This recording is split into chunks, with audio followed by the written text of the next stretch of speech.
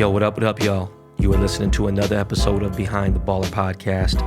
This is episode 113. I am your host, Ben Baller. Not Ben the Baller, not Ben Ballin, just Ben Baller, a.k.a. the Korean Lee Neeson, a.k.a. the Korean John Cusack, but never, ever the Korean Stephen A. Smith. Yo, what's good, everybody? Just want to let you know, we are really for real 113 episodes in deep. Shout out to the Dust Brothers, Jordan, Miles, for that HD super 8K clarity sound. Every week, 2 times, twice a week, you already know, Monday and Thursday, 12 noon Pacific time. We bring it to you straight up. We cover everything. Free game, current issues, sports, of course, now the hobby, entertainment, whatever. Pretty much, though, trying to navigate you guys, you know what I'm saying, down the right path. But sometimes you got to be that lone wolf and create your own path. That was me. So, what works for me and what worked for me might not work for you. But I'm just going to share my stories. And that's what it is. And right now, we're still on that Asian excellence. So we shall continue highlighting my yellow brothers and sisters. We'll get into that in a second. We got a special guest.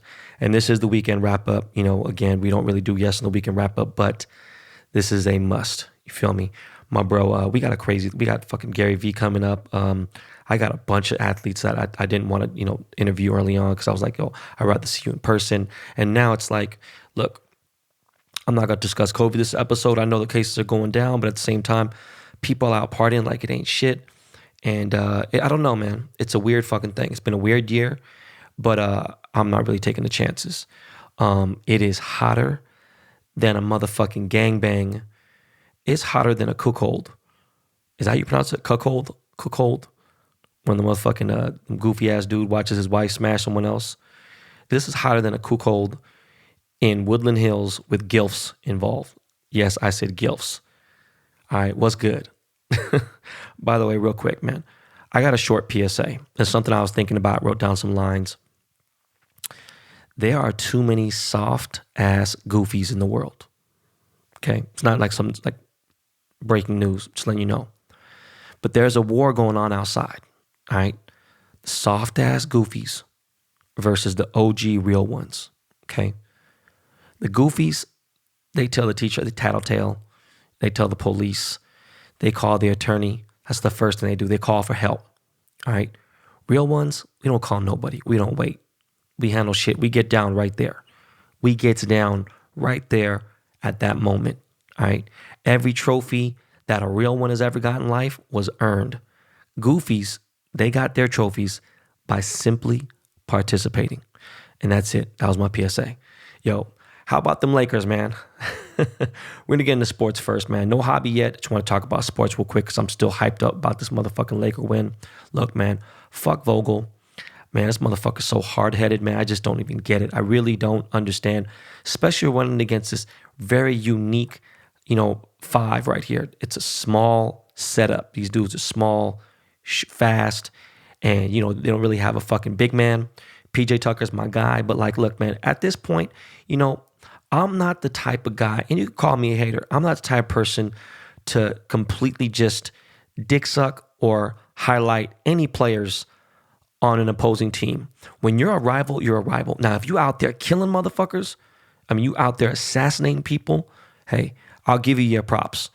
But if you're just out there doing whatever, I don't give a fuck what your attributes are. I don't give a fuck what you're good at. Look, Austin Rivers is a personal friend of mine. This is my guy. I motherfucking have made this dude his engagement ring. This is my boy. You know what I'm saying? But right now, it's fuck Austin Rivers. Russ Westbrook just got one of my cars in the pandemic. Me and Russ been boys for a minute. Fuck Russ. All right? James Harden flew me out to Houston, got me an Adidas check, whatever. Look, fuck James. Anyways, going on. The starting lineup just wasn't it. And I knew immediately, I was like, yo, man, this dude's fucking tripping. And, it's like, come on, man. I couldn't write up plays. That's not my thing. But I played organized basketball. Played in college. Played in high school. I just don't understand Vogel's mentality when you already know we got our ass kicked last game. This is a different type of team, right? from Portland or whatever. And they got shooters, they got dudes who are out there getting hot and whatever. But it's like when he saw what was working, we were up by motherfucking 22 points. And then he goes back to that fuck shit. And next thing you know, like I'm eating some motherfucking Granville, had a pork chop last night. And I literally start finishing my food. I come back and all of a sudden we're down by 5. I'm like, what the fuck is going on here? And it's like, you don't have motherfucking Markieff Morris in this motherfucker? Like, yo, this dude scored fucking, 14 points in 3 minutes? Like, come on, man, get him the fuck back in here, you know? But anyways, we got the W. I wasn't very happy about the W, but we got it. Look, I really do think we're going to take this out in 5, 6 max, but it's not going to be easy because Vogel's on some other shit. I don't know what's going on. But what's crazy is Westbrook right now is playing just completely out of control. I don't know what the fuck is going on with him. He can't make a shot to save his life. Real talk. I'm talking one of the greatest basketball athletes I've ever seen. Hard in the paint, aggressive, everything. I don't know what the fuck is going on with dude right now. But I have never seen Russ get his shit thrown this many times ever. And I paid attention a little bit because my father-in-law was an OKC fan for a very long time. I've never seen Russ get his shit thrown this much, and mostly by LeBron. But I'm talking about your shit, like, bro, you're that great of an athlete. You're an all-star, and you getting your shit tossed, snuffed. Just, man, like, come on, bro. This is crazy. You know what I'm saying? And like, Harden's doing his thing, right? But you got other motherfuckers stepping. It's just some bullshit. We're really playing like ass. And I don't know what the fuck's going on with Dwight. I don't know if Dwight's hurt, but fuck Dwight. He's soft, man. He still kind of pisses me off. But Waiters is fucking is out. I don't know what happened to him. Who else is fucking injured, man? I know JaVale's injured. We just need to step our shit up, man. KCP kind of played, but yo, Rajon Rondo. Playoff Rajon Rondo. I'll take him any day of the motherfucking week in the fucking playoffs over playoff P. You know what? I don't really want to see the Clippers in the Western Finals, but you know, if that's what happens, cool. Let it fucking be. Playoff P is fucking bullshit. But yo, playoff Rondo, he really showed motherfuckers what time it was. I would say in the last 4 or 5 years, I definitely haven't been the most casual Laker fucking fan. Do you know what I'm saying? I watch all the big games and I definitely watch every single playoff game, period. But we haven't been in the playoffs like that. So, you know, during the Kobe era, you know, I watched every single game. You know, it didn't matter what the fuck it was. And now it's just like it's just a weird situation. You know, like I'm rooting for fucking LeBron, and it's more of a team thing, right? I'm not really, and I have these weird thoughts throughout the day, and I'm like, yo, I've had beef with this motherfucker for so long. I didn't like him, and now I just feel like, just with his agent and the people that are in his circle and people he really fucks with in real life, like I feel like, I mean, I've always been a degree of separation away from any of these people, but now I feel like and I'm not manifesting it. In fact, if anything, I'm wishing against it. But I just feel like when the pandemic is over or something, I'm going to finally run into this motherfucker again. And not at Drake's concert where he shoulder bumps me. I'm going to like run into him and it's going to be weird. I'm still just going to be like, I don't know, because I'm like, I was so upset and I can't remember exactly the specific reason why. And that's why just stupid shit could get the best of you. Even someone like me, which I'm the fucking picture of hater, right? You know what I'm saying? You look at the definition, right? But at the same time, you know, I'm not really the definition of it. I could be the picture of it, but I'm not the definition of it because I do help out. I do help a lot of people and I do a lot of good. It's just when I don't fuck with you, I really don't fuck with you. When I don't fuck with you, I wish death upon you. I wish every possible bad thing you could think of. But yeah, man, we'll see what happens. That game 1, I don't know what's up with us with game 1s, man. We just be on that bullshit when it comes. Lakers in game 1s, like in this shit right here, man, I don't know. But look, game 3, we gonna strap that bitch up. We gonna get the fuck, we gonna get it popping. I want to real quick. I need to talk about motherfucking Miami and this. I want to talk about this fucking Miami situation versus fucking Milwaukee. This shit is just, they don't make no damn sense to me. Look, I didn't fuck with Milwaukee when they went, last year when they, since Giannis was really heating up in the last couple years. But look, man, I don't really fuck with dude, right? He definitely has some good games, whatever. But he's starting to feel real, what's the motherfucking word, man? It's not Larry Johnson. Who am I fucking thinking of? He just ain't, I don't know, man. Something about Giannis. Giannis sucks, bro. I don't give a fuck about the MVP bullshit. I don't give a fuck about none of that. Look, I'm sorry he got an injury. Fuck that too. Greatness defeats all that shit. You see Kobe, all of them, they rose above any of that shit. I just don't know, man. Someone could shoot your mom, and Kobe and Jordan are going for blood. They're going, period. They don't give a fuck. I don't know about this, man. I don't feel like Giannis is going to win any kind of shit unless he jumps on another team, someone else. He could win fucking 5 in a row. I'm just not fucking with him. I don't know what it is with him. This is some bullshit. And then he gets injured, and then Miami decided to kind of get soft and then fucking lose a game. Like, that's just some bullshit, man. Some corny ass shit. Sidebar, NBA 2K21 is out. So NBA 2021 is out. I'm in the game, of course, again. I got a 3-year deal with NBA 2K. I was in the game last year, but now like you can play with me in the playground and all this shit and everything. Shout out to Ronnie 2K. Shout out to NBA 2K. And I might actually have Ronnie on the show. We're going to sit and rap about a few things. Anyways, oh yeah, you know what? They gave me this beautiful, like, for being a part of the game, they gave me this beautiful, like, display box, and it had these Power Beats, brand new Power Beat wireless headphones, and these glasses that were perfect for London. Again, with London. And then they had this really heavy plaque. It's like 5 pounds. It was made out of fucking lucite. Lucite is like a much higher, elegant version of plexiglass. And I had a beautiful thing of Kobe on it, but I just don't have the space. I'm getting rid of shit. I'm selling toys. I'm just getting rid of things. I'm trying to clean everything up, closet, everything closed, really simplifying my life. I cut down the fat in the cars, went from 7 cars now to 4 cars. 4 cars is going to eventually get to 3. And 3 is going to be the standard unless I move to San Francisco. If we move to San Francisco, then there's going to be 2 cars, and that's just what's going to be. So I don't know what the fuck I'm going to do about having a hypercar out there. I'm going to have to figure that out. Maybe, you know what? My boy Mark Arsenal, he has and my boy Dave, they have a garage they rent out in San Francisco that I forgot how much it is, but you could just rent out a garage space, and it's easier. But more so, it's not about the garage space, because most of the houses I've been looking at have 3-4 parking spaces in the garage. It's the hills, especially with a fucking hypercar, is going to be super low. And the way I drive any car. Anyways, that's it for that. On the football.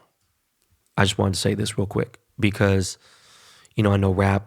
I know the Dust Brothers, they fuck with it. My boy Scott Ferranda, he is the Seahawks correspondent for Behind the Baller podcast. I can't fuck with fantasy football. That is just not my thing. And I'm sorry. Look, I could be possibly blocking a check, blocking a bag. I just don't fuck with it. Some of my boy Josh Richmond, he's been playing fantasy football for 23 plus years. More than that, I don't know. And I'm not scared. So I'm like, oh, you're just scared. I just can't. I can't do it. One, I don't have the time, or do I want to put the extra effort that, again, I don't have into other players that are not in the Seahawks? Like, that's just weird to me. Like, I just don't. Nah, I'm cool. Like, I'm already fucking, I'm in the hobby now, collecting cards and all this other shit. Like, I don't, and I have obviously, I have a cannabis business, which I need to tend more time to. I have fucking jewelry, which I need to probably do more to. By the way, again, the Snickers chain is going to be all over the motherfucking place. Like, it's about to be heavy every motherfucking weekend. This Thursday when NFL season starts, you're going to see that Snickers chain all over the fucking place.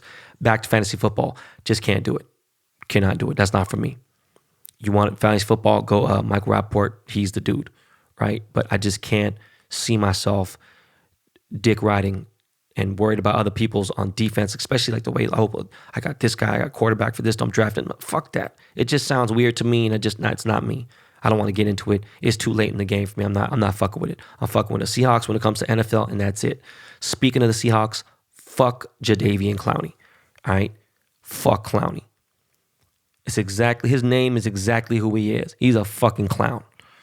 All right? That's just some bullshit. It's just like, you wait this motherfucking long, like, bro, you ain't in practice or whatever. It's just stupid. And I don't know where your mentality is. And people are like, you don't know what the fuck. And I don't. But you know what? You're talking about contenders. We are contenders. There's no doubt about that. The Seahawks are NFL Super Bowl contenders, period. All right. You are a key part of our fucking defense. And you came in and that shit right in time for that motherfucking Niners game too. Right in that Niners game at Levi's, man, when we fucking, man, and we played like shit that game. We still tapped that ass. But Clowney, fuck you. Like, you fucking weirdo, man. You have your chef cook a private dinner for you and Sean Payton, and then you go sign with the Titans. It's just fucking weird, man. I can't rock with dude. And just the whole roller coaster drama and shit, like, nah, fuck you, bro. But yo, congrats to my boy Josh Gordon. Flash, that's my dude. That's really my guy right there, right? I hate people saying, oh, tell him to start smoking weed. The motherfucker, the greatest athletes in the world smoke weed on a regular basis. It's legal in Seattle, in Washington State, and in California. It's just not federally legal, but whatever. It's just fucking stupid. But the NFL's opening up to CBD and other things.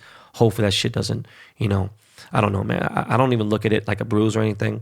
Obviously, I guess Josh Gordon is reinstated. I'm not exactly sure, but I know that we re-signed him, so I don't know how the fuck that all works out. But I'm excited because our receiver core is no joke.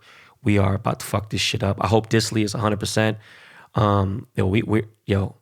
Someone was saying something the other day about tight ends, and the tight end game wasn't really that crazy, but in the last couple of years, it is crazy.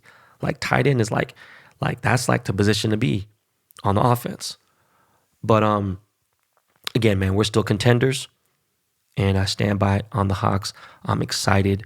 I just wanted to say real quick, man, I was on Twitter, and people were talking about making gambles, taking risks.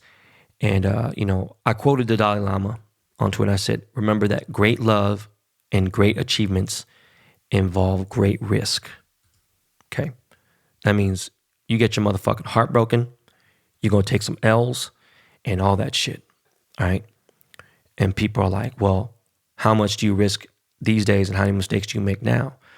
And I was like, the ones that don't matter, saying something out of pocket, or, saying something I know might be taken out of context, or, running a stop sign when people are like, well, shit, you can run a stop sign and hit something. No, I would never do it like that. All right. Always going to be focused, always going to see 1,000 yards in front of me. If I'm speeding, like I said before, from riding motorcycles, I'm always thinking, all right, look at, man, someone's going to hit me now. So I'm always on the prepare. I'm always on the defense, offense, everything. All right. If I think, I'm running, just smashing in the car, motorcycle, whatever the fuck I'm in, any vehicle, and I'm in an open road, I'm thinking, you know what, a squirrel or a cat's going to run out any moment, boom, and it could hit me, especially when you're going that fast. Anyways, going on, I'm always focused like surround sound, but I make mistakes. It's just that I have a bigger lead in life than most people do, okay? So I can sacrifice a few fuck-ups, all right? I can fuck up more than the average man can, but I won't take those big risks anymore. I have zero interest in being a billionaire. I have no aspirations to become a billionaire. A few years ago, I said, look, man, my goal is to make, a G a day profit. And then, well, this is a long time ago. And then, after I finally hit a meal ticket, I was like, all right, well, my G is to clear 5 Gs a day. Let me make $5,000 a day. Boom. Let me do it every single day. Sunday too included.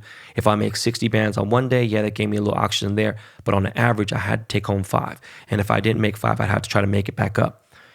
And then it got to let me clear 6 figures a week. And once I started doing that, I started realizing, all right, cool, this is possible. But when you get to the $1 billion level, it's got to be some fluke shit. All right, you have to be either the most incredibly talented person, the one in a trillion. You got to be Kobe. You got to be Jordan. You got to be LeBron, maybe whatever. But I'm talking about it's some whole other shit like Messi or Ronaldo and fucking Neymar. People like it's real rare. Or you got to be Elon Musk. You have to be in tech or something. But it's just different. I have zero aspiration to be a billionaire. I want to be a dad. I want to be here. I want to remember my kids. That's more important than anything in the world. But again, that's not to discourage you guys to not go out there and everything else. People always say, stop leaving money on the table. Don't leave money here and there. Look, man, there's a lot of paper out there, and I've already said that. You can leave money out there.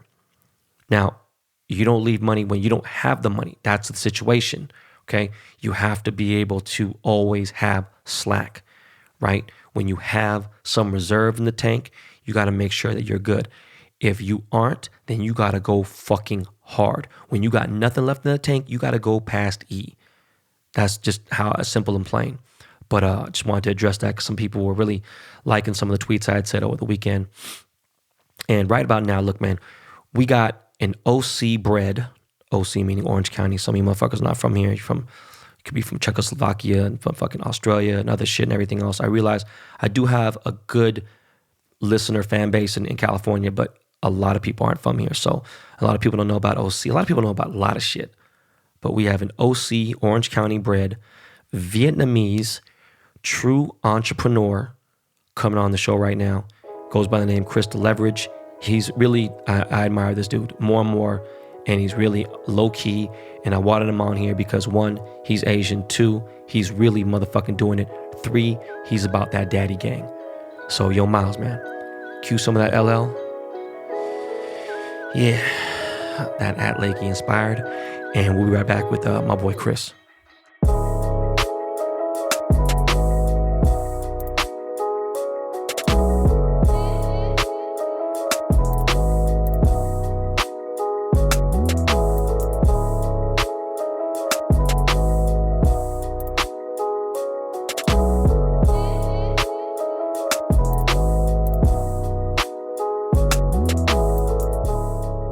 Yo, man, you are listening to Behind the Baller. We have another special Asian guest in the house. We're keeping up with this Asian excellence theme. We got my boy Chris Leverage in the house, man. Yo, Chris, what's good, bro? Oh, what's good, brother? How are you? How you been? I'm good, man. Real quick, how do you pronounce your last name, dog? It's Ngo. G kind of silent. Okay. I never understood I actually never knew how to pronounce. It's crazy. All the Vietnamese friends, those are like the most difficult last names to fucking pronounce and shit. I mean, 80% of them are on no wins. So as long as you can say no win right, you're good. Yeah, and Tran. And Tran. So, real quick, man, tell the people why you're on the show. I mean, obviously you're an entrepreneur, but just very shortly, break down your conglomerate that you have going on.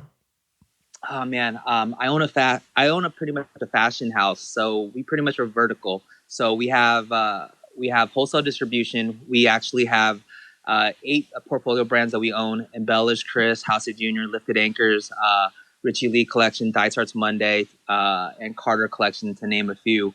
And within that, we have multiple factories that we work with overseas. We own the wash house. We have a distribution sales team here. We have in-house sales reps. I have a team in Miami. I have a team in New York. And we have our own 30,000 square feet logistics company that we do, that we own, that we do all of our own pick and pull and everything too. So it's out here in Irvine. So pretty much from A to Z, we do everything. So even marketing, right? Yeah, even marketing. We have a marketing team that we do a lot of promotions, product placements, social media, digital, everything. Everything is all in-house. So you guys are full service as far as anything with fashion. You guys are full service from bottom to top, and you even have a brick and mortar store, correct? We had a brick and mortar store that was out in La Brea for a cool minute, but right now we recently closed it. It was a pop up, but we closed about like a year and a half ago. Okay, well, I mean, it's probably smarter, you know. Yep. I'm the only asshole who has a store in Beverly Hills who's fucking expanding. I'm going twice the size during the pandemic. It's the stupidest thing in the world, but you know, I'm not the smartest businessman. I'm just crazy. So, bro, continue on with Asian excellence. That's a big. I mean, bro, you have everything. You know, and a lot of people that listen to this, don't take this the wrong way, probably never heard of fucking none of this shit before. And that doesn't matter.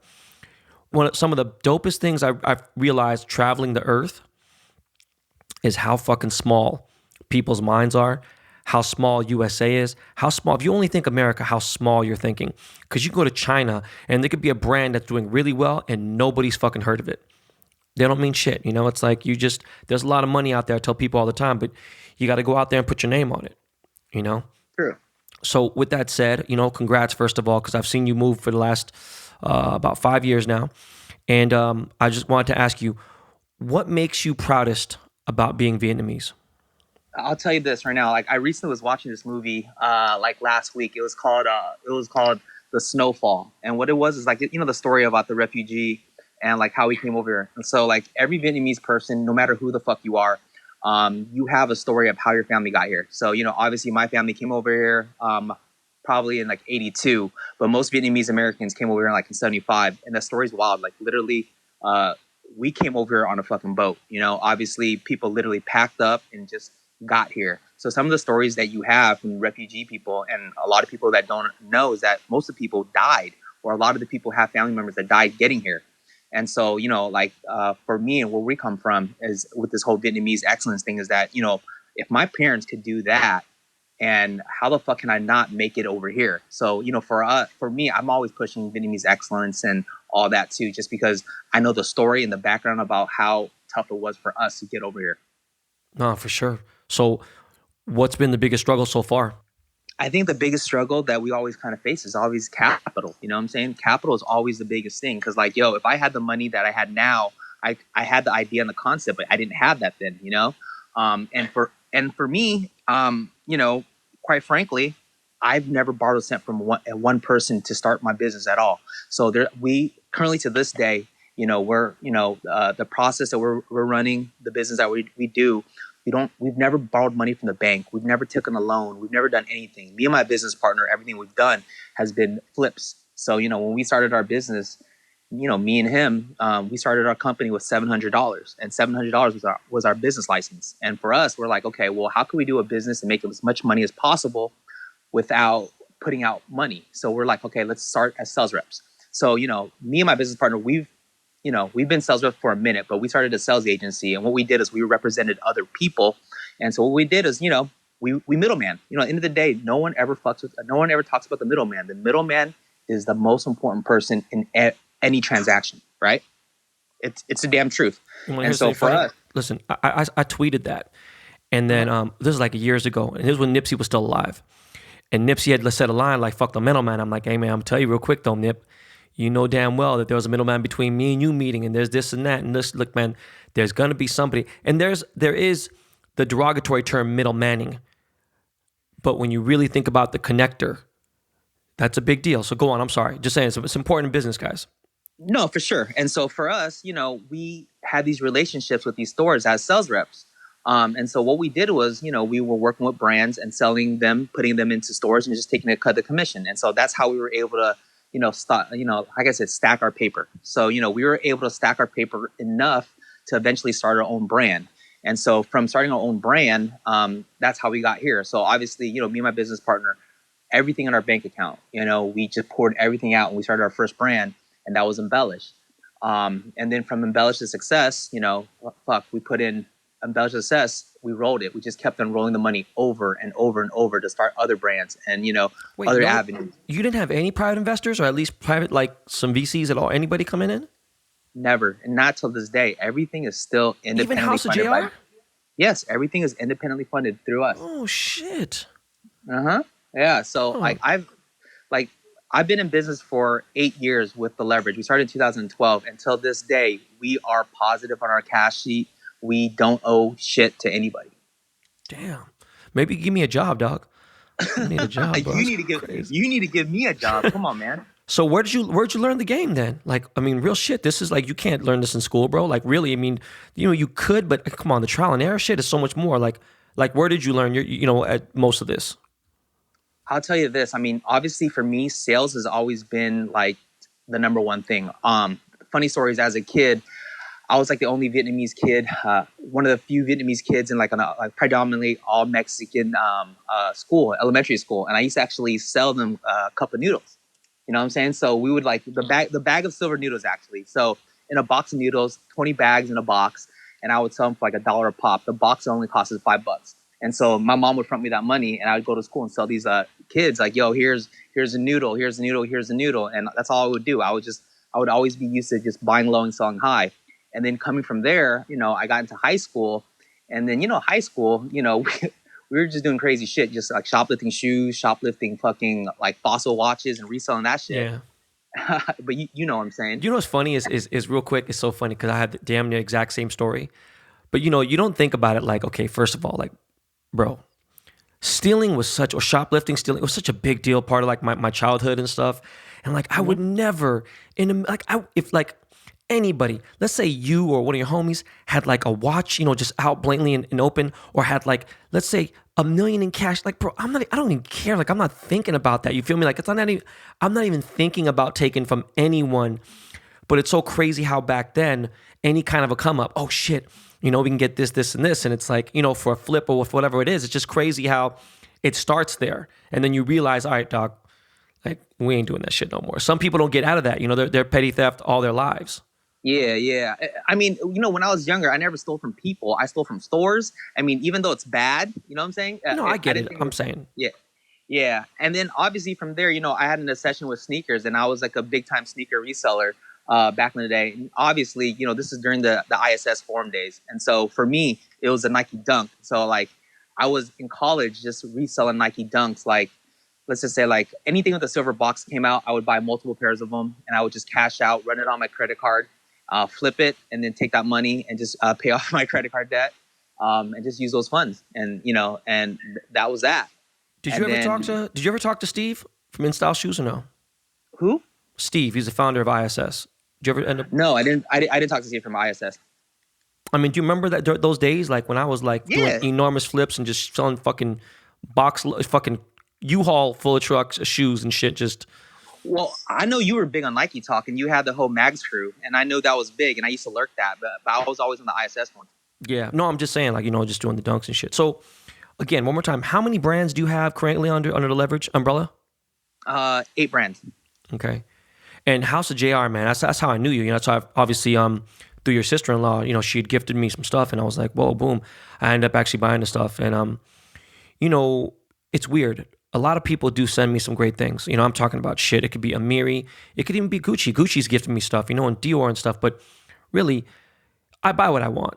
It's something like, I think House of JR was the first time I saw something to where, one, it was Asian owned. Two, it was on the level of Gucci. It was on the cool level of Fear God. And it was something I started buying.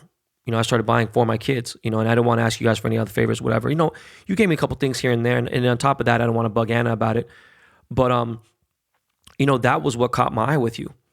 And then I said, okay, I was like, who the fuck is this dude? I was like, all right, man, the coolest dude's on the radar here. And of course, once you deep dive into something, you start realizing, man, the world is a small place, especially the garment industry, and you start seeing that. So, obviously, again, salute. People always think like, oh man, I got a t-shirt, I got a clothing brand. I'm in fashion. I'm like, oh, you do what you do. Motherfucker screen prints t-shirts and hoodies, and you know what I mean, and go send them out. Look, no disrespect to Antisocial, and no disrespect to a brand under the umbrella of a company I'm involved in, V-Loan. But V-Loan, actually, we do cut and sew stuff. I'm saying like the Antisocial though, it's amazing what Neek has done, and that's like my homie since he was 13 years old, since he was fucking 13, 14 when I met this dude. And for the most part, besides him, which is 1 in a billion, you can't call yourself a fashion brand if you're not doing cut and sew, you're not doing denim, you're not doing something, and you did all of it. So I gotta I gotta salute you again. And what do you think your biggest accomplishment in life is so far?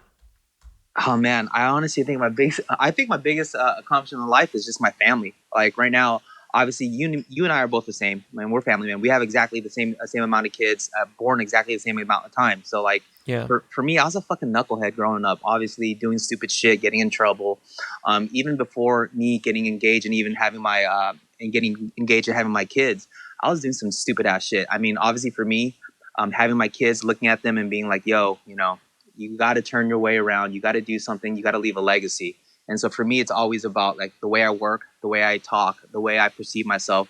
How would my children feel later on when they know about what their dad does or how people talk about their dad?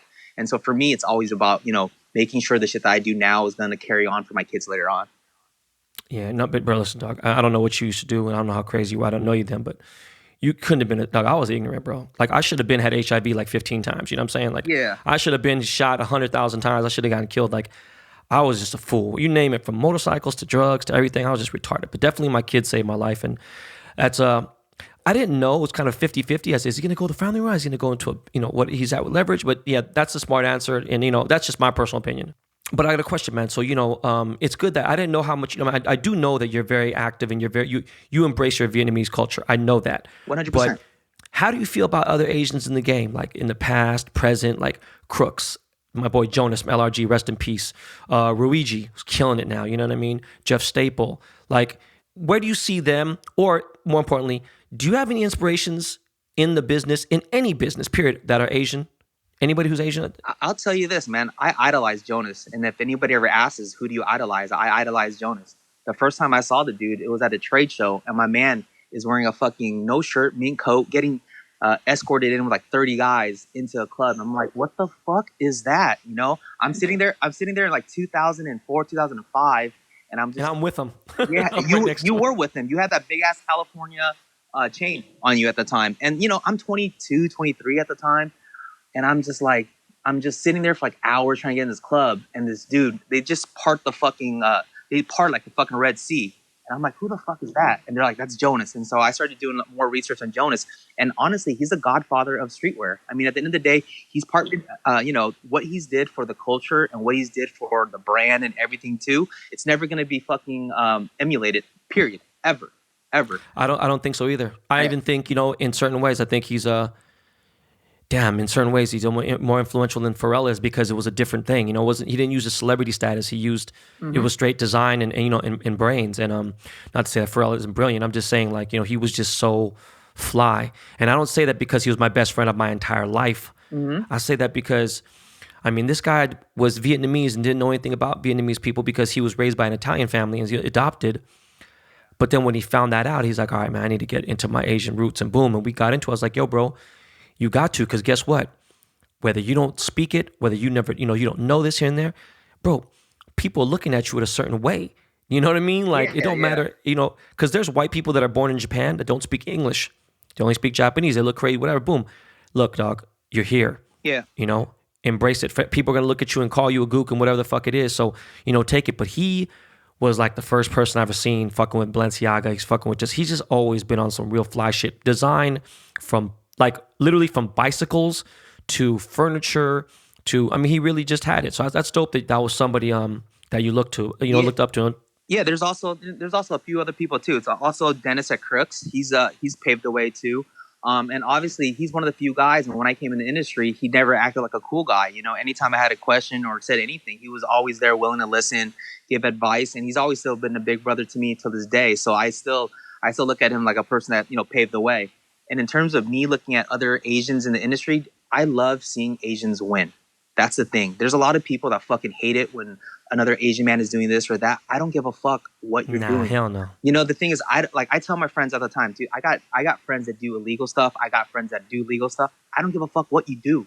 As long as you're fucking making a bag, moving weight, whether it's legal or illegal, it's all good. I like seeing Asian guys win. When I see an Asian guy out there flossing with money, that's cool with me. It's none of my business. Yeah. If I see an Asian guy whipping a nice whip, I fucking love it. You know what I'm saying? I'm not Yeah. the type of person that's gonna hate on any other man's success. No, for sure. I'll approach a person. Like, that's how I approach Mike and Pat and Calvin. Even though Calvin looked like he just ate a cat. That motherfucker straight up, dog. His haircut is going to be the straight up, you know, it's damn near he just go to an Asian barber and be like, yo, I need an Asian cut. That's just basically what he's had. And I love Calvin to death. He listens to the show. That's my dog. But, like, you know what I mean? Like, Calvin looks like he just fucking left Lee sandwiches. Like, he's just crazy, man. I mean, that's those are my boys, man. I mean, shout out to like Patrick, Mike, and Calvin, and Jimmy, That's my and all fam, those yeah. guys. I know they are. I mean, and I love those dudes. I mean, they're really good guys. And the good thing about them is, like, every time I talk to them, it's like guys talking to you normally, not counting your pockets. Because, like, you know, the position where I'm at, it's like a lot of the times when people talk to me, I can't tell if you're being genuine or you're just trying to count my pockets. And you get that all the time. all the time, bro. All the time. And it's yeah, normal. you know, like it, you know, no, they're smart dudes, very shrewd businessmen, very good people. I would have never gotten in business with anybody who was just, you know, but still, they're good dudes, and I get it, you know. And shout out to Andy to win, fucking afters and all them. Even I decided to approach these guys because, you know, they were killing with fucking afters so hard. I mean, you know, and obviously, you know, the relationship with me and Andy. Me and Andy go way back. I used to be his loan officer when he was an appraiser, and when he started I'm King, I was his sales rep. And so, you know, me and Andy, it's like big brother, little brother. I mean, till this day. I didn't know that. No. No, yeah. So till this day, me and Andy are still doing a couple projects. I'm opening up a card shop at his store. What's it called? Rodeo 39. So that's a new project that he's doing. And, you know, I just started diving heavily into cards, and, you know, I'm opening up a hobby shop. So it's going to be opening within a month. Bro, you know, what a great business. You already know. We can't even get into that. That's a whole different. That's a 4-hour conversation with me, bro. You don't want to. I know. That's gonna be fucking way too long. You don't even want to get into that. Like, I can't even believe that there's. I didn't want to get into it. That's a whole different question. But, you know, yeah, shout out to Andy. And you know, you had mentioned to me before prior, you know, like very subtly, just subtle and just being just kind of like, oh, you said you had a chip on your shoulder. Like, I got a fucking boulder on my shoulder to this day, dog. Yeah. Do you know what I'm saying? Like, bro, okay, look it. I forget that I got 8 figures liquid. Do you know what I mean? Like free and clear. And then on top of that, I always be like, yo, man, that's just not enough. And it stresses me out, right? Mm-hmm. But I still have this big, gigantic boulder on my shoulder. But when you said you had a chip, why? Well, why do you have a chip on your shoulder? I mean, my chip on my shoulder is always being growing up poor. You know what I'm saying? And it's like, I look at some of the moves that other people do, and it's all a lot of like hand-me-downs. Like obviously growing up poor, you have this big ass chip on your shoulders because like everything you do, you're trying to prove yourself. Like every single move in the industry, the fact that I'm Asian, I don't have the capital, I didn't grow up with a rich family, and it's always everything you do, you're doing it just to prove yourself. Like, making my first M, buying this Rolex, buying this Aventador, buying this house. For me, the final point was getting on Forbes. Getting on Forbes was my final point where I'm like, fuck, I finally fucking made it. And just getting, right. like getting recognized, because like we've never been recognized. Yeah, I own multiple brands. Yeah, I've done this and that, but the thing is, I'm not in the limelight. I'm not in the clubs. I'm not out partying. I'm not in fucking Paris. I'm not in New York. I'm not this. I'm at home. I'm in Orange County. I'm working. I'm with my family. I'm with my team. I'm with my wife. I don't care about that. So that's the reason why for me, I've always worked with a chip on my shoulder, because I always have something to prove. Because at the same time, if I'm not working with a chip on my shoulder, if I look back, somebody's going to try to fucking get my spot. You know what it is. If you're comfortable. Bro, I don't like seeing nobody in my rearview mirror. When I did Mike Tyson's show, he said, hey man, you should see them in rearview mirror because they're there for a reason. I'm like, nah, dog, I want to be way laps. I don't want to see nobody in my rearview because they're getting too close then. You feel me? Like, I don't want to see that shit. And look, even though the people who are listening, I would say 99.9% of the people that are listening right now, they have no idea what I'm talking about or what I'm about to say. They'll have no idea, right? And there was like, man, there wasn't even no beef. There wasn't even no motherfucking, there was Vietnamese, French baguette bread between us. There was no beef, you know what I'm saying? But there was like a little bit of a small little timeout, right? Yeah. And again, look, you didn't know the whole story. Yeah. I'm an easy target.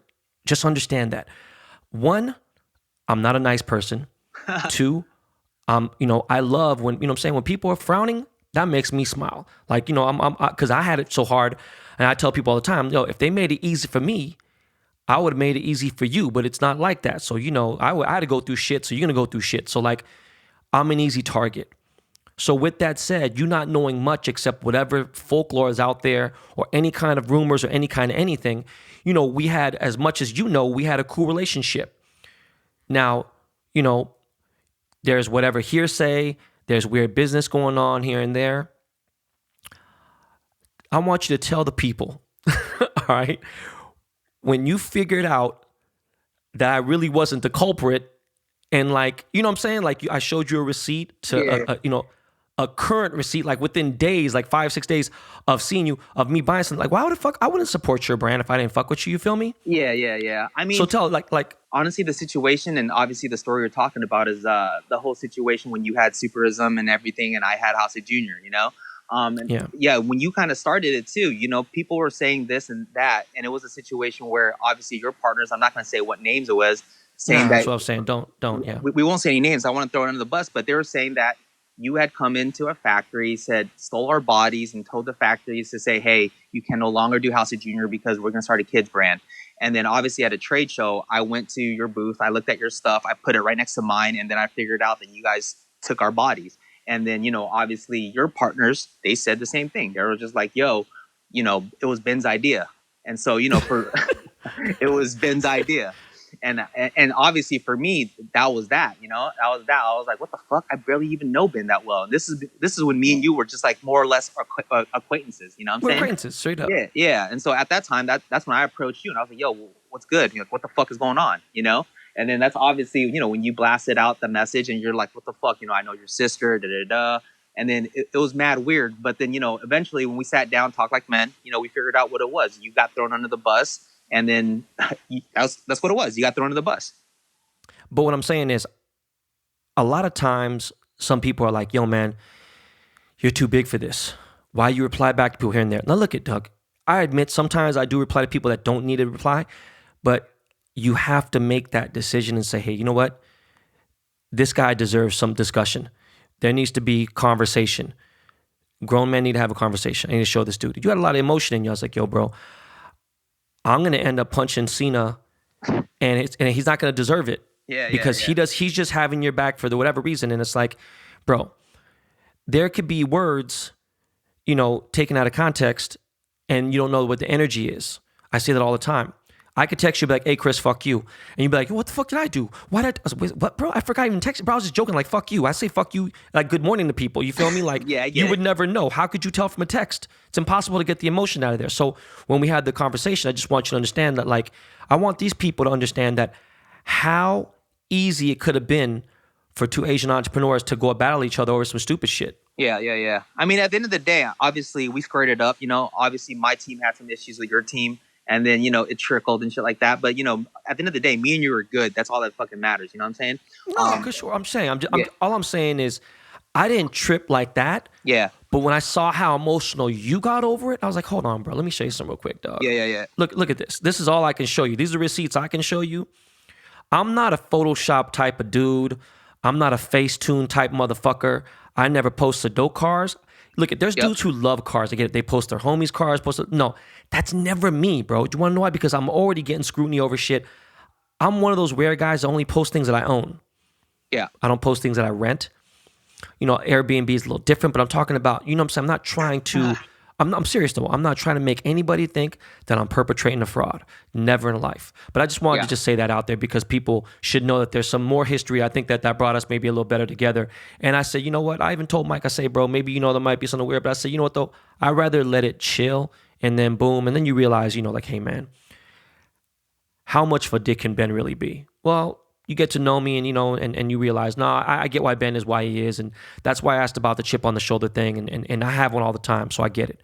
But speaking of superism, speaking of House of JR and everything else, tell these people what the fuck it's really like in real China. I'm talking about Dongguan. Like, please explain to these people the level of poverty, how fucked up it is out there. Like, seriously, tell them. I need just in your description, please. Whew. This is long because, like, obviously, at one point I was going to mainland China, Guangzhou for about every 2.5 months, and it's bad out there. You know what I'm saying? It's obviously bad out there. The level of air, terrible. The level of the eating, the quality of meat, the quality of life. It's just the personal space, people pooping and pissing and shit on the streets right in front of you, and it's like you can't really kind of trust some of the shit that you eat.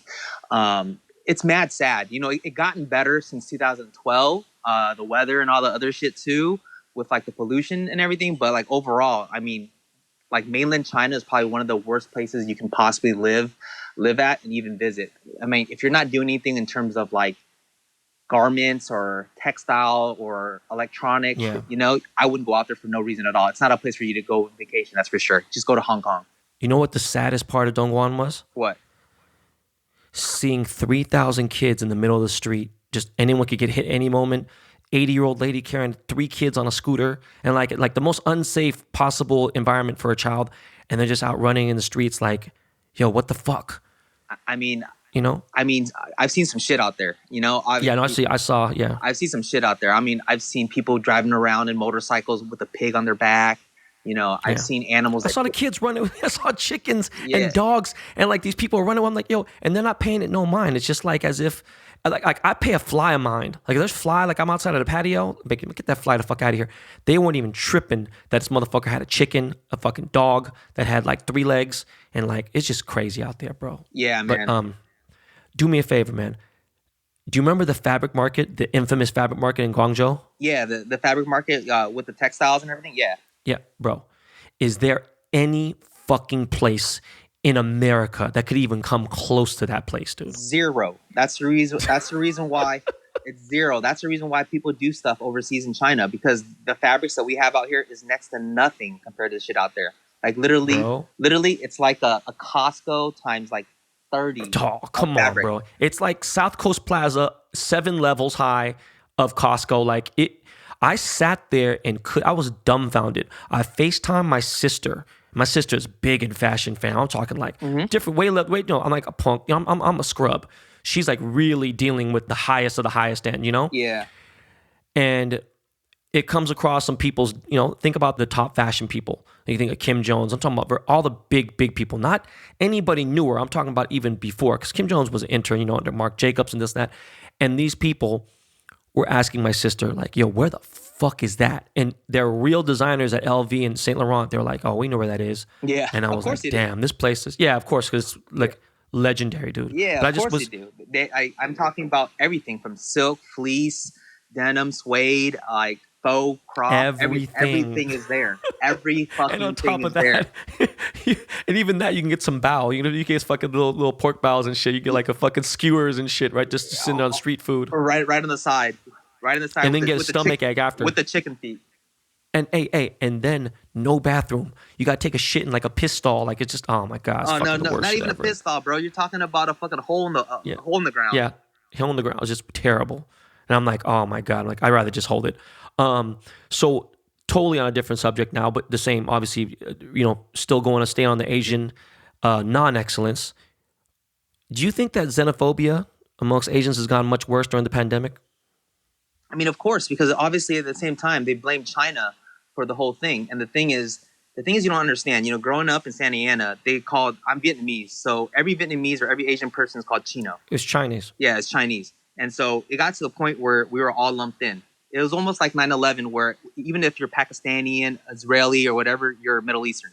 You know what I'm saying? You could be African, you know what I'm saying, from Egypt, and you wear a turban, anything, you're a terrorist immediately. Yeah, and so that was what it was. It was like they lumped everybody in: Korean, Cambodian, Thai, Vietnamese. You're all Chinese, and you're the reason why we're here. And I was watching this on all like the IGs, the social medias. My buddy that owns that what is it, Asians Never Die IG. I was paying attention to all his shit, and we were just getting it bad from everywhere. Yeah, really bad. People getting beat in like Philly. People getting old men getting beat in San Francisco. It was wild, bro. It was a really, really crazy time. That's why I'm just like, I wish a motherfucker would come to me, because like, I'm not docile. I go out there and crack a motherfucker's head open. But speaking of COVID, man, has your business kind of taken a little bit of a hit because of COVID, or is it you guys adjusted? Like, I mean, honestly, thank God that we adjusted and we were able to like paddle through this. And a lot of the stuff that we've been doing is just moving collections to different parts. And when we opened up back in May, we were very, very fortunate to have like a lot of our stores be able to open and do curbside pickups. And I'm just happy. Like at the end of the day, like I can't sit here and say I'm fucking killing it, and I can't sit here and say like we're not doing well. I'm just happy that we're still here in 2020 and we're able to get into 2021, because like, a lot of people that I do know in the industry right now, they're literally in a situation where their business is closed. They got to fire people and it sucks. Yeah. You know what I'm saying? It's fucked up. And honestly, right now, it's not a time to sit here and try to brag like I'm fucking killing it, because, you got to be sensitive about it, because there's people that aren't, Bro, let me ask you something, dog. You followed me enough, even before the beef, whatever here and there. Think about it. Just think about the last 3 years, okay? Uh-huh.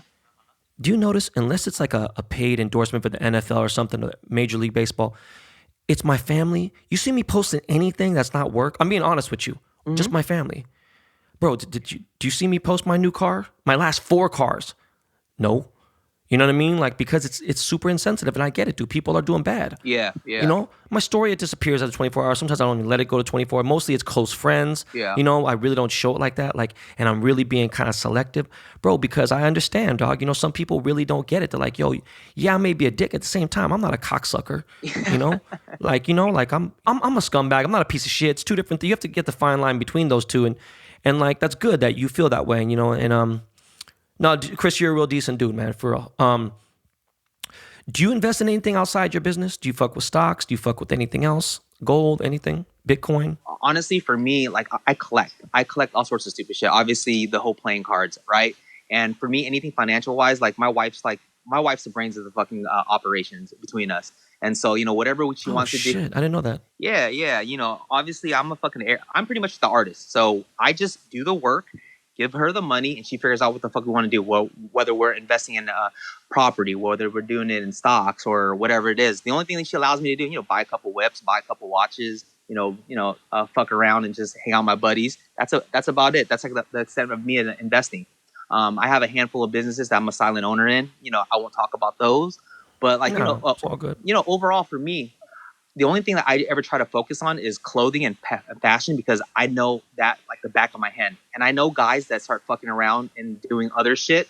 That's when they start fucking shit up. You know, like, okay, True. if you're let's just say if you're in the restaurant industry and the next thing you know you want to be you want to get into fucking, let's just say Movies. movies. You know, I'm like, it's two different fucking things. It's not the same. You don't run a restaurant like you run a fucking movie. And so for me, I know I'm good at fashion. I know I'm good at clothes. I know I'm good at distribution. I'm gonna stay in this lane. You know, it's exactly what it is. It's like you got to stay in your lane and make sure that you do it right. You don't want to look like an idiot out there just doing all sorts of shit and taking a bunch of L's. So then let me ask you, man, how do you manage being a dad, hands-on, and also being an entrepreneur? Bro, I'm built different.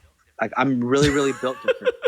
Like, I'll tell you, I'm built different. Like, I wake up every morning at 5:30, 6 o'clock. I'm like a fucking robot. If I don't do the same shit every single day, it throws me off. So I wake up in the morning, I go to the gym. The minute I go from the gym, I come home, I take my kids to school. After I take my kids to school, I get into work 8:30-ish. I stay at work until 8:30 till like 4:30. After that, it's just family time. Right now, I'm running a kids basketball program on Tuesdays and Thursdays, and I'm just training a bunch of 5 and 7-year-olds. And then after that, it's done at 6. Come home, have dinner, watch some TV, and shit, go to sleep, and it's the same shit every single day. So for me, it's like if I don't have a routine, then it fucks me up. And so that's just how I am. I'm just fucking built different. I'm built like a fucking robot.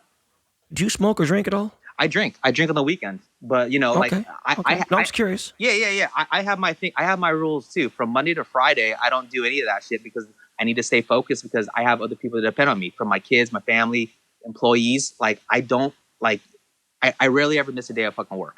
I show up every single fucking day. I rarely ever fucking call off. And if I ever do, it's for fucking an emergency. If I'm sick, which I really am, or it's business related, I'm the same. You'll catch me at the same place every single fucking day. No, that's good. I like that. Look, man, I had so much instability.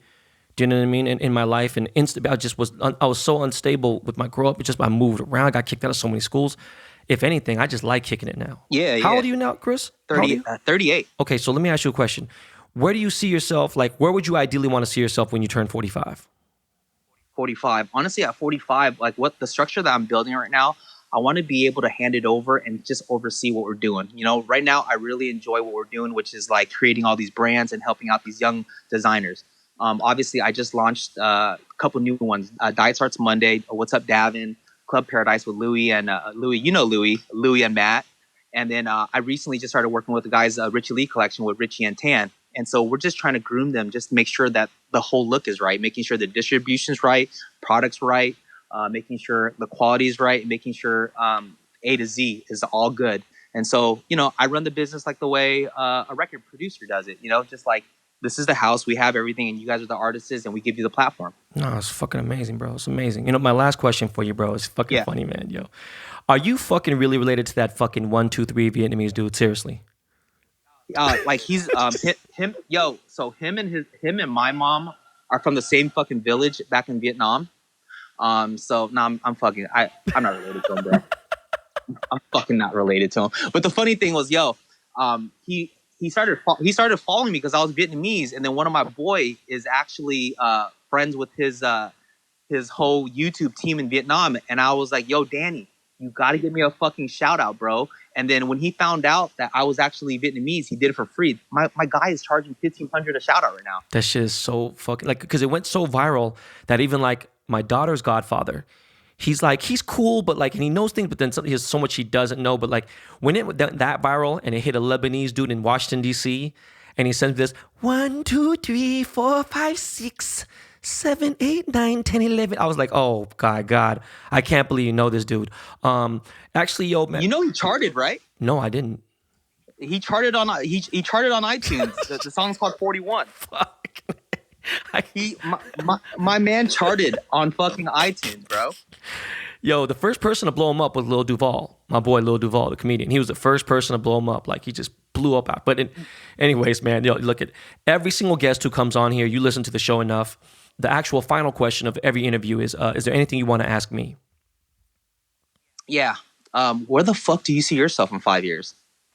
Oh, less than 5 years. I'm chilling, dog. Like, I'd say, I mean, I thought at 50 I'd retire, but definitely 51, I'm done, bro. I don't want to work. I don't want to see anybody working.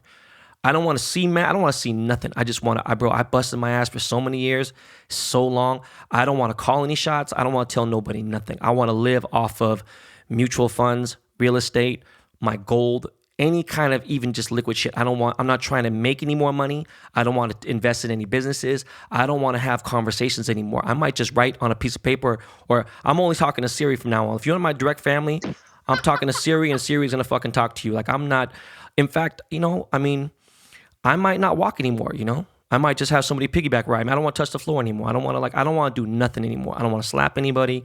I don't want to do shit. In 5 years, bro, I want to just be chilling. I want to drink water. I want to get in better shape. And I want to just kind of be a dad, That's it. Fuck, that's some pretty decent goals. Yeah, bro, I'm 48 now, you know what I'm saying? So it's like, so I lived a lot of life. I've lived 3 or 4 lifetimes. I'm over it. Shit, you don't look a day over 47, bro. Fucking Chris. Duma. All right, hey, y'all, ladies and gentlemen, that's my man, Chris the Leverage. Chris, no, hey, bro, seriously, I really appreciate it. This is fucking probably one of the best interviews we've done. And on top of that, I'm so proud of you because you are Asian and you've done so much more. You've accomplished way more than I have. I haven't done shit in life. You know what I'm saying? So, like, shut your ass. Shut your ass. Yo, Miles, man, throw on some Lakey Lake and let's get out of here.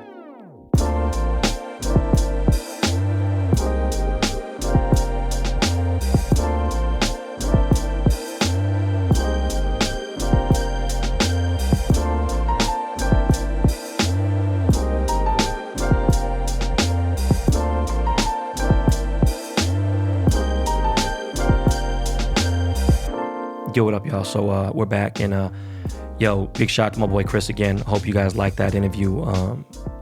That meant a lot to me, and I'm gonna try to continue. I know I got Gary Vee coming up this week. Even if I don't get Gary Vee this week, it'd just be too close to try to fit some other people in. But I got like my boy Ode Abushi. He's used to play for the Seahawks. I don't know who the fuck he plays for now. He's jumped around a lot of teams, but the good thing is he's playing, and his blood sister, is running for assistant DA, or she's running for district attorney in New York City. I don't know, but she's cool. I got people on different levels. This is no joke right now with this election year. It's getting serious. But she will put me up on a lot of game and put you guys up on a lot of game because there's a lot of shit that I don't know about when it comes to laws and fucking propositions and all kinds of other things. But that's something I want everyone to know because I've gone through life navigating without having to know too much. I do know the law to a certain extent. I hate the fact that I have an attorney on retainer, but she would be a good guest to fill all you people in and just with a lot of shit that's going on in the world. Anyways, look, man, someone asked me about platonic relationships the other day, and I won't lie to you. When I was younger, yes, any girl that looked cool, I was trying to fuck, period. That was just my thing, and that was where I was. Again, you're talking about someone who's 17, 18, 19 to 23, whatever, men are immature. When you get to a certain age and you start to realize, you like people, it's okay to be with someone that, that has a crush on you. It's good for your ego, right? But at the same time, you know how to play game. It's just a fine line when you don't want to fucking flirt with disaster and cross that line and, step out of bounds. But it is okay to like someone from the opposite sex and not want to fuck them. It is the truth. I'm straight up right now. Meaning, you could be cool with someone. Your wife could be cool with somebody. My wife has guy friends. I don't give a fuck. I don't even think about it. I don't even care about none of that. One of my wife's closest guy friends is my real estate agent, who is cool as hell and everything, right? And then she has another friend who's gay. I don't give a fuck if he wasn't. That shit is going to fuck up your relationships when you start acting jealous and, and have just envy in your heart and everything. It's just not my thing. Again, I'm in a different position, right? I have no reason to be envious of anybody else or nothing. I don't count nobody else's pockets. I pick and poke and yap and talk my shit, but never, as you remember from episode 100, my wife said, I'm not a jealous person. I don't trip. And she doesn't either. And I do know at a certain point, it's got to be tough. I know a lot of beautiful women, right? But I don't cross that line. And, that's just something that, I want you guys to understand because I have a wide audience. I know I have people who are 17, 16, listen to me. I have people who are in their 20s. I got a really big fan base between like that 25 to 38 age group, right? And I got a lot of younger people, of course, too, and I have a lot of older people. I got guys in my 40s listening to this, and a lot of people, they might be book smart, they might have got better grades, they might have did more schooling, they might have got, postgraduate education and whatever. They might not have the same life experience. They might have life experience. They might not have the travel experience. There's all types of things. I'm just sharing any kind of wisdom I have. And with that said, look, man, guys, if your girl's friend with a cool dude, she's going to want to be friends with them regardless. Do you know what I mean? So just fucking let her be friends. Okay? If something's going on, you trying to stop it is not going to make it any better. It was already doomed from there. Do you know? You want to be with a girl who is cool with everyone. And I don't mean it like that. You don't want to be with a fucking girl who doesn't know, who is cool with your enemies and shit like that, or just, steps out of bounds when a motherfucker you ain't fucking with and she be cool with whatever, blah, blah. Look, man, I'm just letting you know simply, someone asked me, could guys be friends with girls? And I said, yes, they could, 100%. Now, I think it takes a very mature person, and I do think that they should be, now, a better question is, could a single guy? Yeah, I still think you could. I just think that it's a lot harder. This Saturday, that is, what is the date here? I think it's the 12th, right? This Saturday, September 12th at 7 a.m. is the next PML Quick Strike. If you don't know, we have been doing these now for over 7 years. First PML Quick Strike was, I believe, in either late 2012 or early 2013. PML Quick Strike, PML stands for Platinum Motorsport Lifestyle. I would say there's about 7-8 members of PML, official members. I am one of them. Platinum Motorsport is obviously my biggest motorsport car endorsement in life, in period, since 2004. I've been fucking with George and Jack and Sammy. And Rob Wang, who handles obviously the Quick Strikes.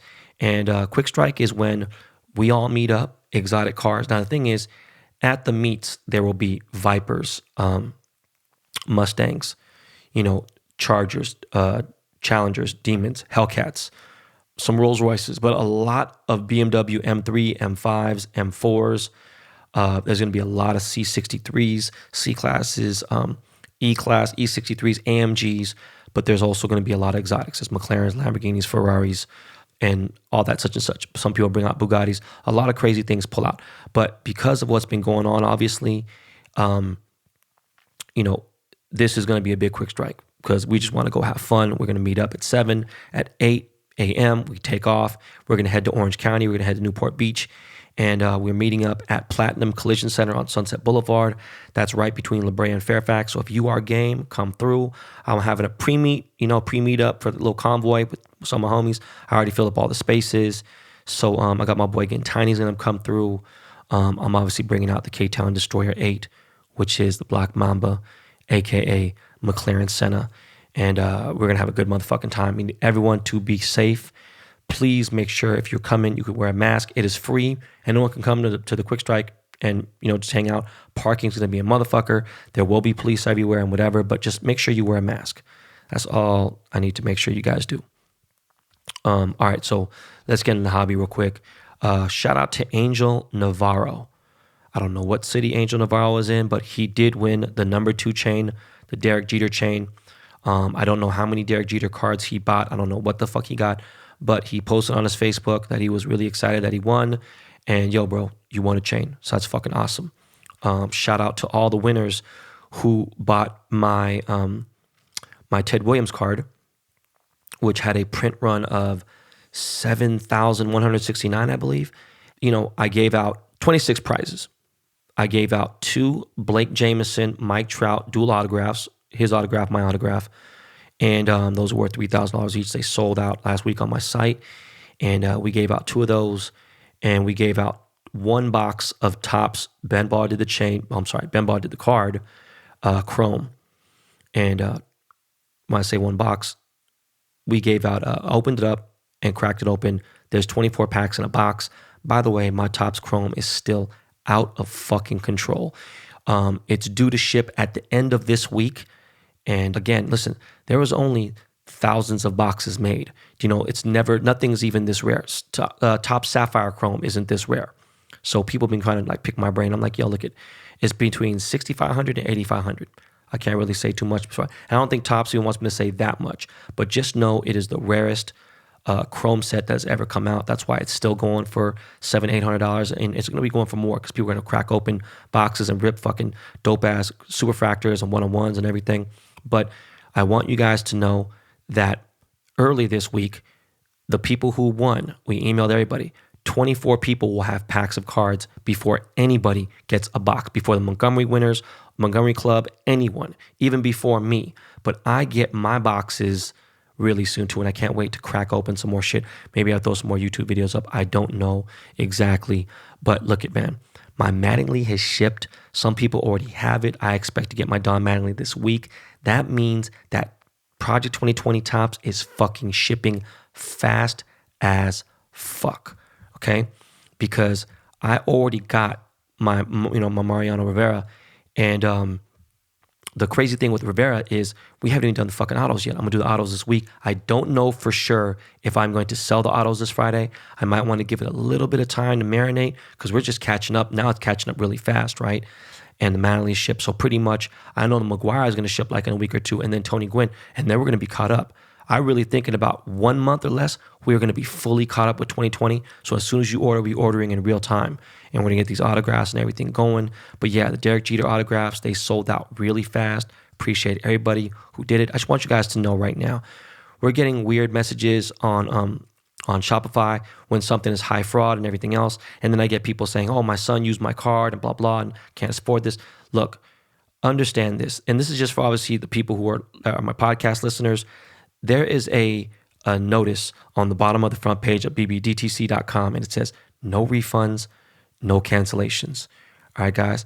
Yo, every time now in the last 2 weeks, we've been getting 2 or 3 people saying, oh, my son used the card, or I forgot to. Look, man, there's no more of that shit. And I got obviously every bit of fucking, excuse, and I have all the fucking backup and all the reasoning that I can get back with my bank.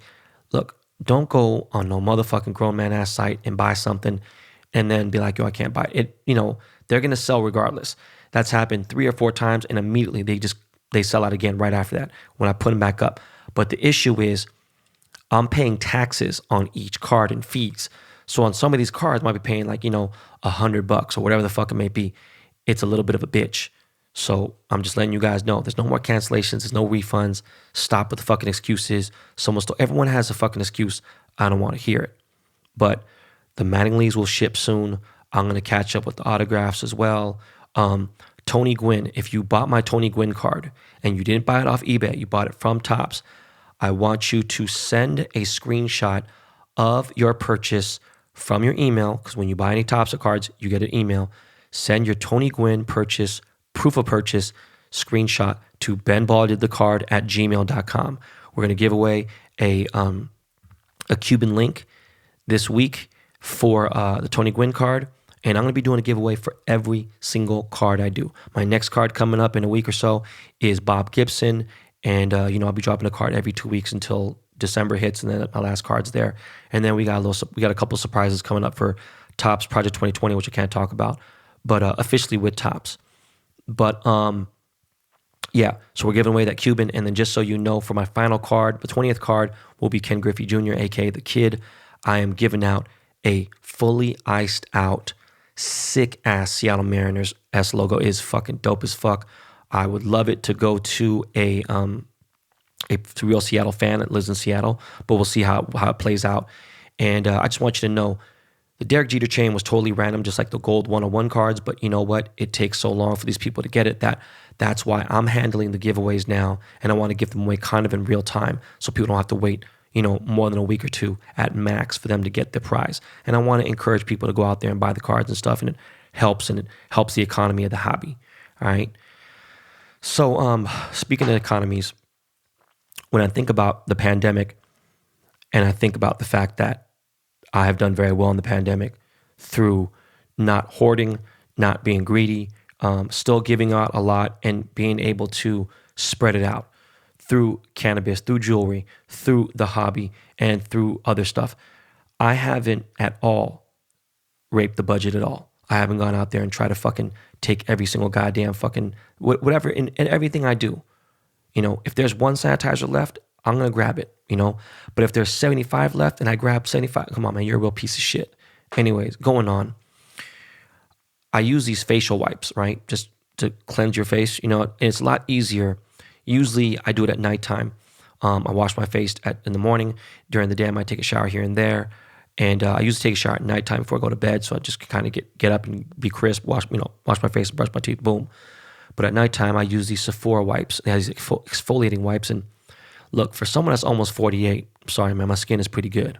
And no one ever tells me I look 40. No one even thinks I'm fucking 40 or 35, let alone. Now that I have some gray hairs in my beard and my mustache, obviously, yeah. But anyways, I didn't want to use the website or anything else. I ran out. I needed to get these Sephora charcoal exfoliating face wipes, and it has coconut water one, and I've been using them for years now. So I go to fucking Sephora, and there's fucking 25 girls outside, and it's 107 degrees outside. Look, nothing new. But, yo, the makeup game is crazy. If you see that dude, Jeffree Star, he made like $70 million in the last 2 or 3 years off of makeup. You see Kylie is almost a billionaire because of makeup. Rihanna, hundreds of millions off of makeup. One of my old neighbors who I talk about all the time, Tony Ko, she sold her company in like 2012 for $400 million to L'Oreal. All right. Makeup game is insane. If you got some good makeup and you got decent marketing, you are going to get paid. Just want to tell you guys, it's just thought about it. Like in the pandemic, Sephora was still busy. Like they weren't in fucking super sweltering heat. Girls are waiting. And the crazy thing about fucking Sephora is you go in there and your girl goes in there, please believe she's spending $300 in 10 minutes and it's nothing. And then while she's waiting in line to pay for her shit, they got the little mini goods right at the fucking checkout. And that gets you every single time. It gets me.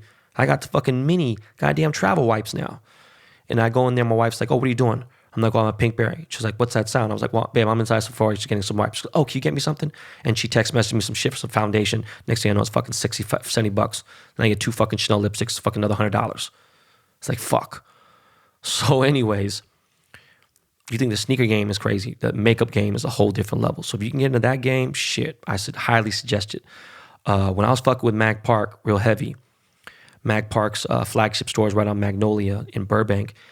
Right across the street from Mag Park, there was this makeup store, and they're not even open to the public. It's like you have to have a makeup license or some shit, and there would be lines outside that were worse than Yeezy lines. Like it was OG sneaker lines were down the fucking street. It was crazy, and that's why I knew. I was like, yo, man, I wish I got into the makeup game, but I'm not, and too fucking bad. Speaking of makeup, though, hold on real quick before I get into entertainment. I have been spending a lot of time in the man cave. And my wife was like, there's no windows down here. There's nothing, boom, you're down here. Maybe that's why you're getting depressed. And I have been getting random anxiety. I don't know why. Life is good. My kids are pretty happy. I'm making a lot of money. I'm good. And for the most part, just staying inside is driving me crazy. But on top of that, most of the times I'm sleeping down here as well because I record too late, whatever. And so I just started looking up some information about vitamin D deficiency and how it causes depression and could fuck with mental illness and things like that. So I went to Amazon and I saw that there was this vitamin D deficiency light. It's like an LED light for vitamin D. It's a bright ass light. And you could take it for 30 minutes a day, 20 minutes. You can go up for an hour and you could test it 3 different, low, medium, high. And it's like a crazy ass thing. And I've only been using it for 24 hours and I honestly feel more energetic. I feel better. And I hope this shit works. I mean, it's already working, but I bought it for a reason. My skin looks better. I don't have these crazy ass bags on my eyes like I did last week. So I don't know, man. It's fucking crazy. Anyways, going on to shows I've been watching. I stopped watching P-Valley and I stopped watching 90 Day Fiancé. Now, that doesn't mean I'm not going to get into it. I just went from having nothing to watch to now there's just like a few things I've been watching, right? So I'm going to get back into P-Valley. P-Valley's gotten super popular now. It's fucking trending #1 here and there. I'm going to finish it up. I know the season finale was yesterday or some shit. I don't know. And the 90 Day Fiancé is always going to be good. It's just great. But I've just literally gotten addicted to Dr. Pimple Popper, which is on the same channel as 90 Day Fiancés. It's on TLC, and it's fucking disgusting. It is 100% gross. I think I made everyone want to vomit that saw my stories yesterday on Instagram. And it's been around for a couple years, I think. And it's just this Chinese girl who's a doctor. She's a dermatologist, and she just pops crazy pimples and like takes cysts out of people's heads and faces and chest and these blackheads. It's fucking gross. I think about it now and I'm like, fuck. I couldn't even eat breakfast yesterday, and I didn't really eat much of a lunch. But it's just fucking me up watching that show. It is fucked up. Like, it made me literally sick, but I don't know what it was. I couldn't stop watching it. So that's an addicting show. I don't know if you have the stomach for it, definitely watch that.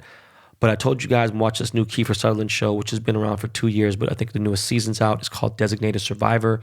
And it's about this guy who's in Congress, or he was a secretary of some shit, and every single person from the vice president to the fucking general, the head of defense, and fucking president, everyone died in an attack, in a terrorist attack in the Capitol building. And so he became the designated survivor, and because he's a designated survivor, he became the president. And all kinds of crazy shit happens. First season's fucking lit. Second season is, it's all right. I'm hoping the third season is super dope. But first season is definitely worth watching. It is motherfucking exciting as fuck. Good show, good actors. Everyone on the fucking show was lit. I liked it. Also, Power, the new spinoff of Power, Ghost, it debuted yesterday. You know what? It's just watchable. It's cool. There's a lot of, I feel like a lot of clickbait gimmick type shit. And I don't know. I'll have to wait and see this first episode. So hopefully, some things happen and it gets better. Real quick, man. BBDTC.com, right? Ben bought the chain. BBDTC.com is where I'm selling a lot of items from my closet. Yesterday, I sold about 15 items from Louis Vuitton, Virgil Abloh sneakers, these LV trainers that were $1,500. I sold them for fucking $500. I sold some cause toys. It's probably the last time I'm going to sell toys for a while. One of my chains sold. I might put up some random jewelry on there for my personal collection of stuff that I wear. And I sold a bunch of fucking items from like Montclair, Gucci, things like that. So every so often, go on there. Obviously, the wallets and the card holders sell real quick. But just know that I delete items that I sell on there. Some things I leave, sometimes I don't. Just for own weird reasons. Don't even ask. But if you want to get shit for a really good deal, make sure you sign up for like notifications maybe for, I think Shopify or the website does notifications where when I list something, because I don't even fucking tweet about it. I just put up items, boom, and they just go. So I'll be selling some things there. Lastly, there's been the forever debate of chains, not regular one-off like, gourmet burger places, but who has the best burger? And I said, is it In-N-Out? Is it Shake Shack? Is it Whataburger? Or is it Five Guys? Personally, I've been to Five Guys 3 or 4 times, and every single time it was fucking awful. It wasn't like, it's okay, it's a burger. It was just awful. It wasn't good. Had a stomach ache, didn't taste good. Everything about Five Guys was just trash to me. Like now, again, I can go to Denny's and get a burger, and I won't feel that way about that. For some reason, Five Guys, I didn't fuck with it. Been in New York, in LA, in fucking Vancouver. I think I went to one in DC. It's just not popping. I don't fuck with it at all whatsoever. In-N-Out, when I was eating red meat, it's cool. And I get it. I know why people like it. Their fries, just terrible. I'm not fucking with it. But Whataburger, I actually like. I don't know what the fucking deal is with Whataburger. I like Whataburger. Now, Shake Shack, across the board, is off the chain. Burger's great. Fucking chicken sandwich, the best fucking chicken sandwich there is. Vegan is good. Everything's good. But now, if you're talking about LA, there's just too many fucking places. There's Father's Office. There's Apple Pan. There's Burger Lords. There's fucking Monty's. There's so many insanely delicious, great burger places. There's the Oinkster. There's fucking my favorite burger, which is Golden State. And there's just so many good places, right? So, I don't know. Chime in on the fucking debate on my Twitter and everything else. And there was a quote from that TV show, Designated Survivor, that hit me. It hit me different, right? And I want to end the show on that. And the quote was, I just want some semblance of ordinary. Semblance. Didn't know what that word meant before. SEMBLANCE. All right? We might have to do some motherfucking behind the baller vocabulary. All right? But semblance means the outward appearance or apparent form of something, especially when the reality is different. Okay? just a quote that hit me real hard. Sometimes how with my quotes, this is not your practice life. Make it a great day. I just want some semblance of ordinary. Shit hit me different. But look, y'all, that is it for this episode 113. Love you guys, man. We're going to keep this pushing until we're at episode 1,500 million. I don't know, man. I'm just talking shit. And I love you guys. Please hit that subscribe button. Please tell a friend to subscribe to the show. We'll be back on Thursday, hopefully with Gary Vee. If it's not, it's going to be the show right after that. Thank you guys very much. Yo, Lakey Lake, what's good, bro? Yeah? You a Laker fan? All right, man. Yo, man. Take us out of here, homie. All right, y'all. Peace.